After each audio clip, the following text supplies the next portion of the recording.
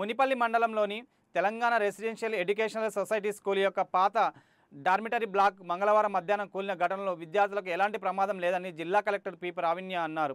ప్రమాదం జరిగిన విషయం తెలిసిన వెంటనే హుటాహుటిన కలెక్టర్ లింగంపల్లి మండలంలోని రెసిడెన్షియల్ గురుకుల పాఠశాలకు చేరుకున్నారు. ఈ సందర్భంగా పాఠశాలలోని SDRH బృందం చేపట్టిన సహాయక చర్యలను కలెక్టర్ పర్యవేక్షించారు.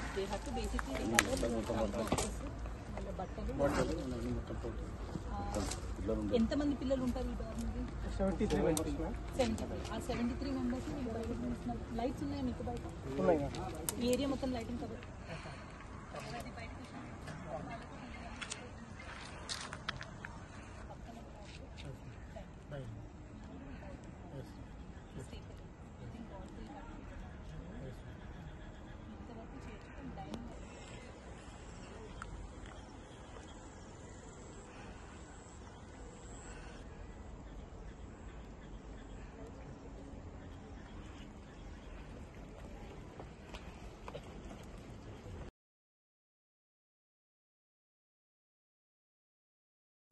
పిల్లలు కొంచెం అండ్ ఇంకొక రౌండ్ కౌన్సిలింగ్ కూడా చేయండి. టీచర్స్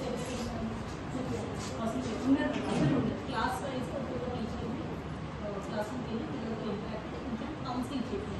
2-3 థింగ్స్ రెడ్ మార్క్ చేసి టేక్ వేసిన బిల్డింగ్ ఎవరు పెట్టి సెకండ్ థింగ్ భయపడుతుంటే కంటిన్యూ అవ్వమని చెప్పండి. ఏదైనా గమనిస్తుంటే టీచర్తో మాట్లాడండి. ఈ బ్లాక్ గోడలు బాగానే ఉన్నాయి, రూఫ్ ఒకటి బాగాలేదు అనుకుంటే స్లాబ్ మొత్తం తీసేసి మనం షెడ్ సిస్టమ్ జస్ట్ పెట్టేసి అక్కడ చేసి ప్రాసెస్ చేసేసి షీటింగ్ చేసేసి కంటిన్యూ చేయొచ్చు.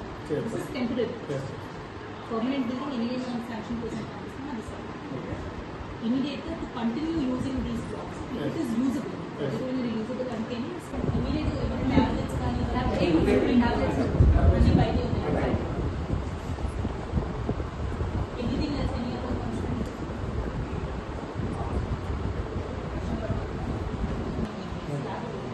అక్కడ ఏదైతే పడుతుందో కింద ఫౌండేషన్ కూడా బ్రిక్ ఫౌండేషన్ అది మిక్స్ పనికి